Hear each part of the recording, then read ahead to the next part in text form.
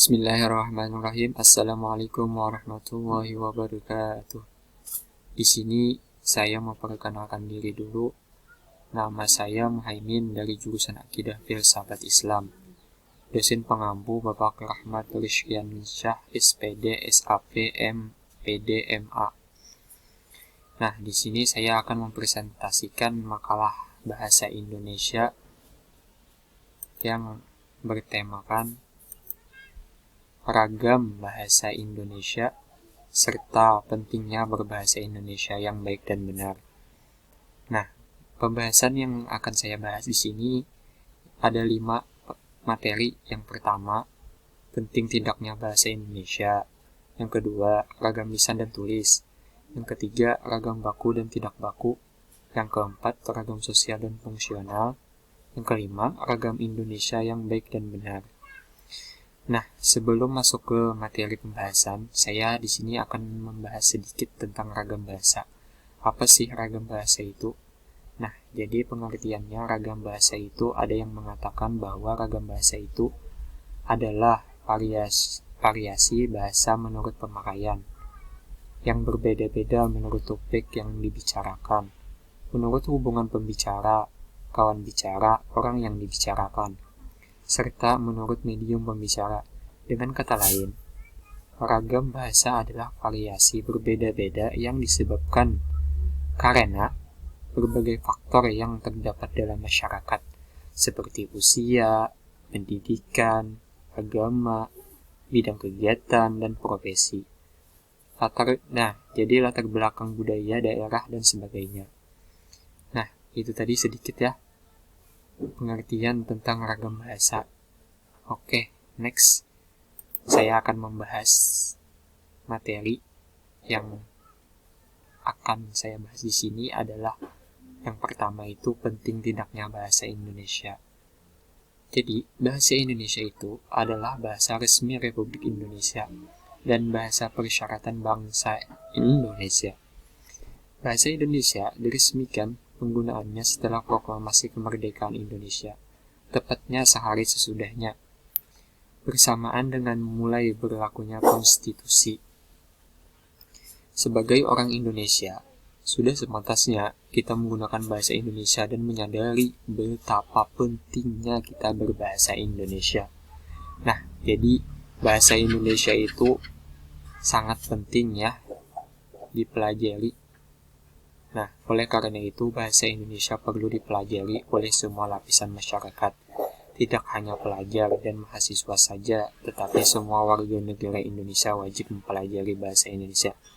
Jadi intinya bahasa Indonesia itu sangatlah penting untuk warga negara Indonesia atau masyarakat Indonesia.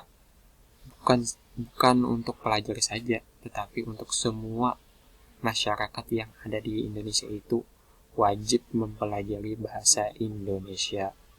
Oke, next. Nah, masuk ke pembahasan yang kedua, yaitu ragam lisan dan tulis. Seperti apa sih ragam lisan itu dan ragam tulis itu? Nah, yang pertama itu ada ragam lisan. Ragam lisan itu adalah bahasa yang dihasilkan alat ucap dengan fonem sebagai unsur dasar. Dalam ragam lisan, kita berurusan dengan tata bahasa, kosakata, dan lafal. Dalam ragam bahasa ini, pembicara dapat memanfaatkan tinggi rendah suara atau tekanan, air muka, gerak tangan, atau isyarat untuk mengungkapkan ide. Nah, jadi ragam lisan ini juga mempunyai karakteristik. Yang pertama itu harus memerlukan orang kedua atau teman bicaranya. Jadi harus ada orang kedua dalam ragam lisan ini. Tidak ada orang kedua. Itu ya kawan-kawan. Yang kedua, tergantung situasi, kondisi, ruang, dan waktu.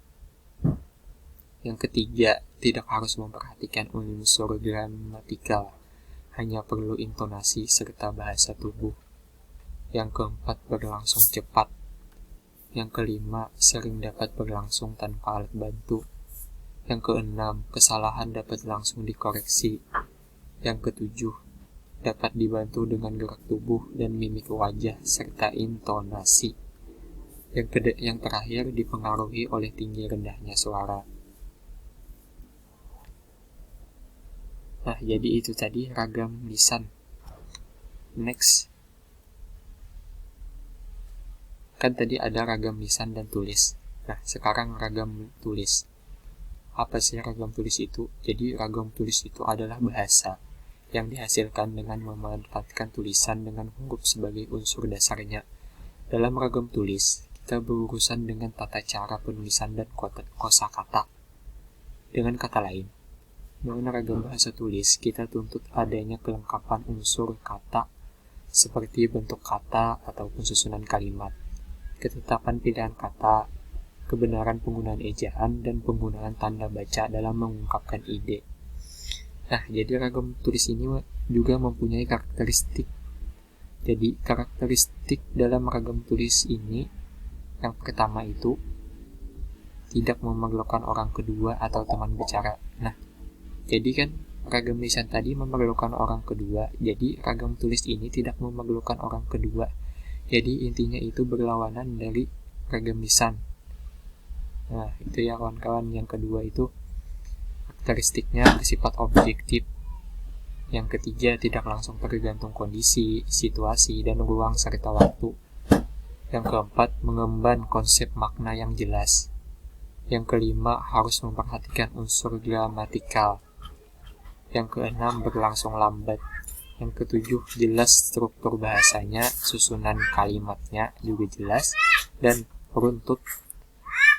Yang ketujuh, selalu memakai alat bantu.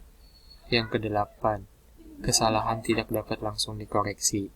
Yang kesembilan atau yang terakhir, tidak dapat dibantu dengan gerak tubuh dan mimik muka, hanya terbantu dengan tanda baca.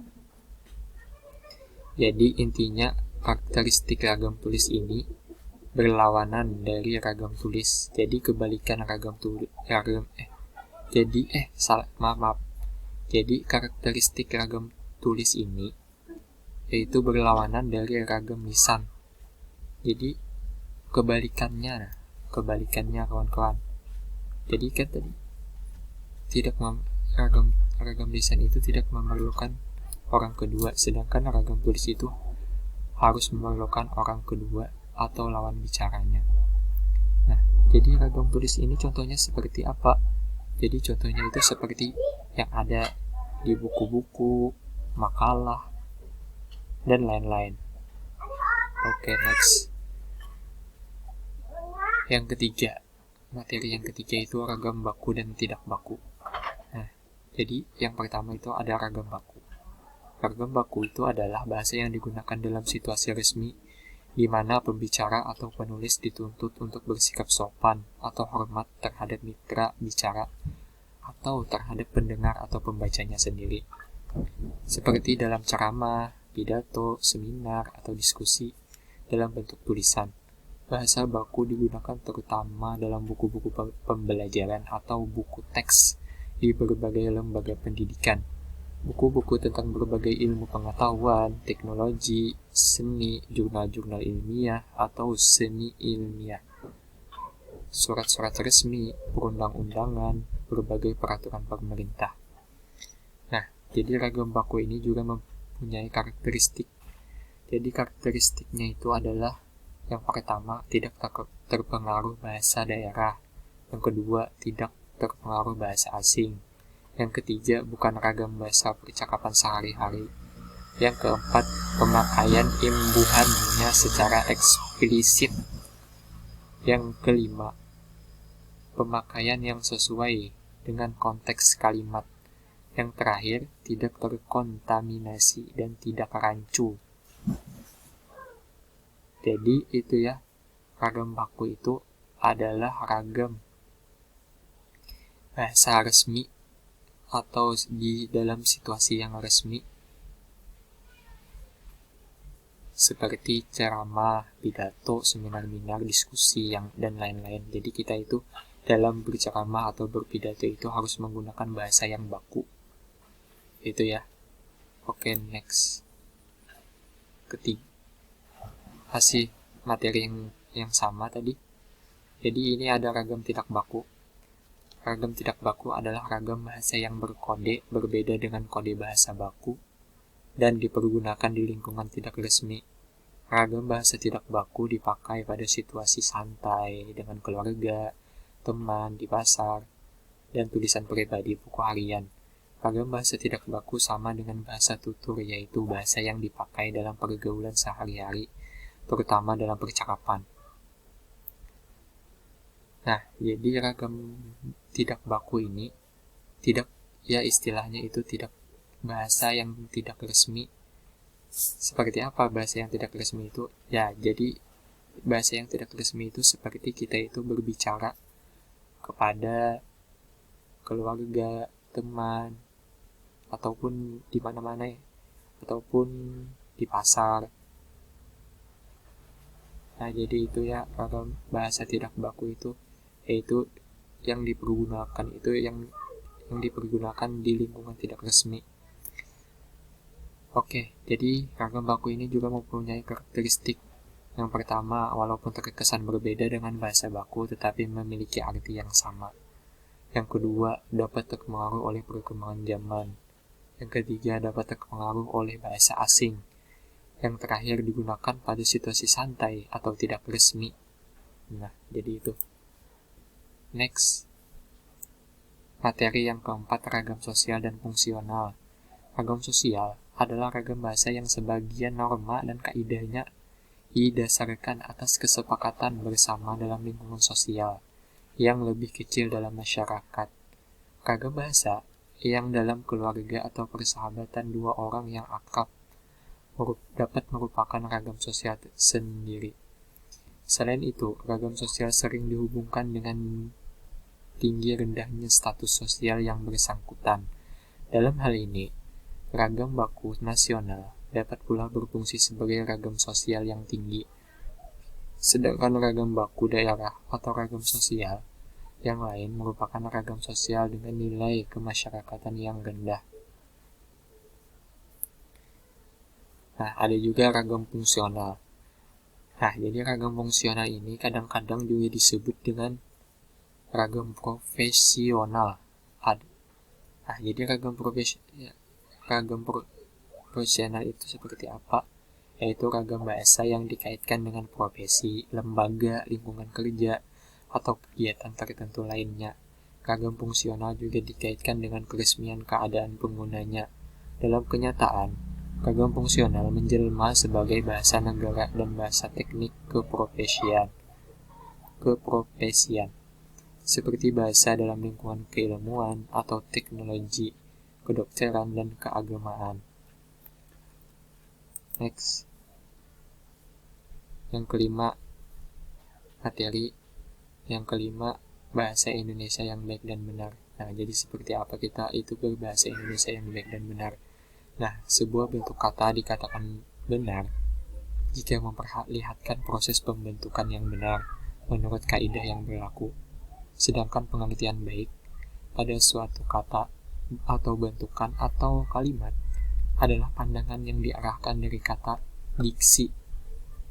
Nah, jadi itu dalam satu pertemuan kita dapat memakai kata yang sesuai dengan pertemuan, sehingga kata yang diucapkan atau dituliskan itu tidak akan menimbulkan nilai rasa sayang tidak pada tempatnya. Nah, jadi kesimpulannya, yang dimaksud dengan bahasa yang benar itu adalah yang menerapkan kaidah yang konsisten. Sedangkan yang dimaksud dengan bahasa yang baik adalah bahasa yang mempunyai nilai yang tepat dan sesuai dengan situasi pemakainya. Oke, jadi itu tadi ya kawan-kawan, penjelasan atau presentasi saya mengenai ragam bahasa Indonesia yang baik dan benar itu seperti apa. Nah, jadi itu tadi materi yang saya sampaikan. Jika ada salah kata atau salah dalam penulisan, mohon maaf ya kawan-kawan. Itu saja. Demikian dari saya. Wassalamualaikum warahmatullahi wabarakatuh.